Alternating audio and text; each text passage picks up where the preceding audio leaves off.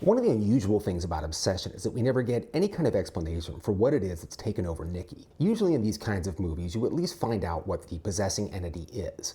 It's the devil, or it's a specific demon, or it's a witch. But obsession never tells us anything, so all we can do is observe its behavior to try to figure out what its true nature is. This is what's led some people to speculate that Nikki has been taken over by Bear's dead cat Sandy. What this theory really hones in on is the ways in which this thing that's taken over Nikki seems not quite human. So they point to things like the way she moves and hides in corners, the leaving out of dead things as offerings. When she first comes to Bear's house at night, her eyes seem to glow. And people have delved even deeper into it, coming up with thematic connections to the story. It's a really fun theory, but it doesn't work. And the main reason is that's not what Bear wished for.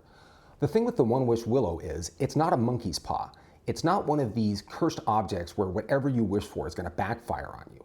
It gives you exactly what you ask for.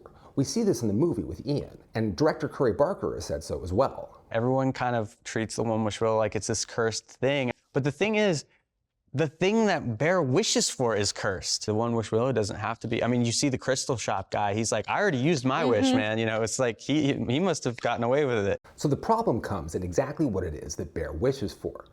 I wish Nikki Friedman loved me more than anyone in the fucking world. The problem there is that what he's asked for is impossible. The real Nikki Friedman doesn't love him more than anyone in the world. And the theoretical person who would love him more than anyone in the world isn't Nikki Friedman. There was a commenter on my last video who really helped clarify my thinking about this. What you end up with are contradictory conditions leading to a schism or a split personality fugue state scenario.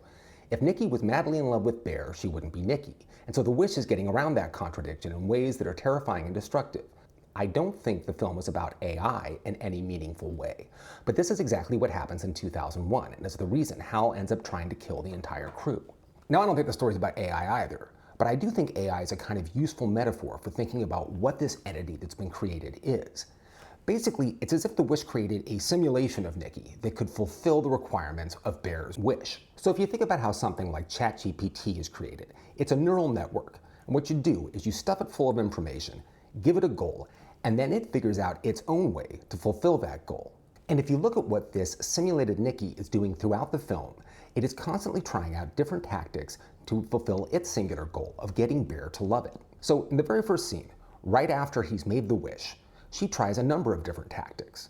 First, she says that he should come inside so they can talk about her cat. She denies that she's drunk, but then when that isn't working, she says that she is drunk. And then she lands on the story about her dad having cancer.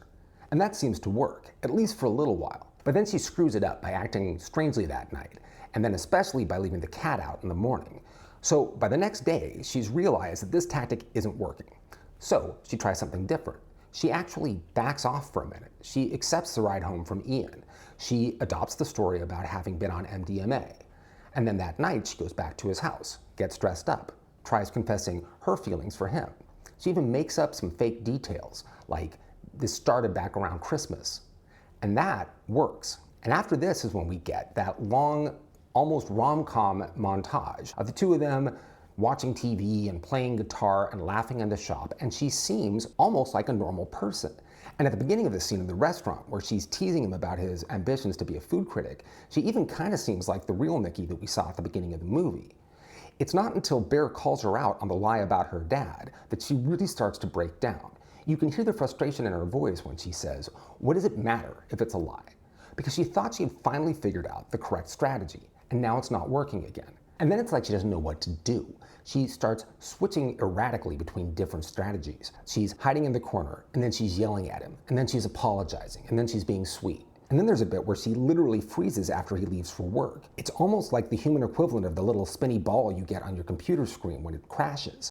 It's like this entity suddenly can't even figure out how to manage the bodily functions of the body that it's inhabiting. For the next part of the movie, it's like she's just flailing around, trying to figure out how to get back on track. She has these wild swings in behavior where one minute she's very sweet, the next minute she's terrifying, the next minute she's trying to guilt him.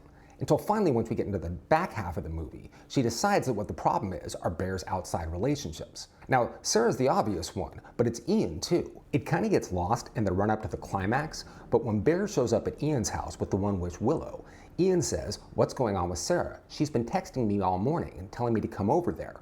But of course, that's not Sarah. Sarah's dead at this point. So that's Nikki. And that's why when Bear gets to the house, she's waiting there with a gun. The plan was to kill Ian all along. And then even at the very end, When Bear's locked himself in the bathroom, she tries yet another tactic. She says, "I've decided we should break up. If space is what we need, we can have space." And she keeps saying that, we can have space. And then she finally finds the One Wish Willow, which really is the solution. But of course, by then, it's too late. Another way that the AI metaphor is kind of useful in thinking about this fake Nikki is in the way that she gets things wrong. When LLMs get things wrong, they sometimes do it in a way that demonstrates that they have no real understanding of the things that they're saying. There was an example of this that went viral a couple of months ago. A bunch of people tried putting the same question to several different AI models. And the question was basically, I need to take my car to the car wash. It's about 100 meters away. Should I walk or should I drive? And almost every single one of these models said, oh, you should walk. It's not that far. Because the AI knows how to put words together.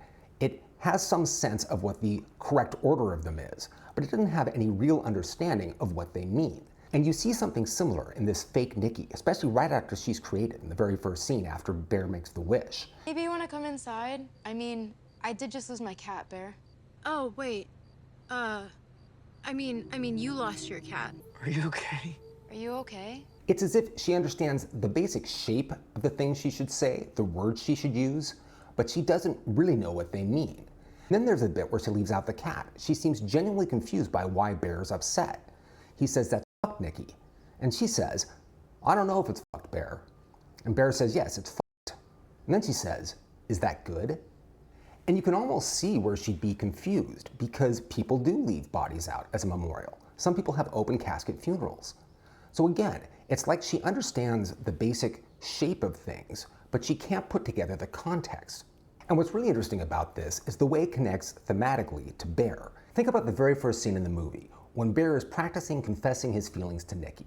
He's doing it in a way that he's probably seen in movies. It looks like the way you should do it. The waitress even reacts to it as if it's the way he should do it. But the problem is, it's not the way he should do it with Nikki.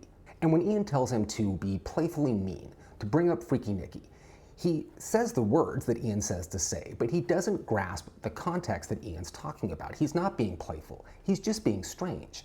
And the problem underneath all of this is that he doesn't really know Nikki. He thinks he's in love with her, but he's in love with this idealized version of her that he's created in his head. He's not trying to understand her wants or her feelings. He's just thinking about how much he wants her. And so maybe that's what the wish really does. It tries to create the version of Nikki that lives in Bear's head, because that's who he's in love with. But that's not a real person. And so what it creates instead is a kind of abomination, a version of Nikki that has no purpose other than to love him. Ultimately, I don't think there's any correct answer to the question of what took over Nikki. The strength of the film is in the space that it leaves for all of us to come up with our own ideas, to really toss over the themes and see what makes sense. So what do you think? Am I onto something? Do I not know what I'm talking about? Jump in the comments. I'd really love to hear your thoughts. I'll catch you back here real soon.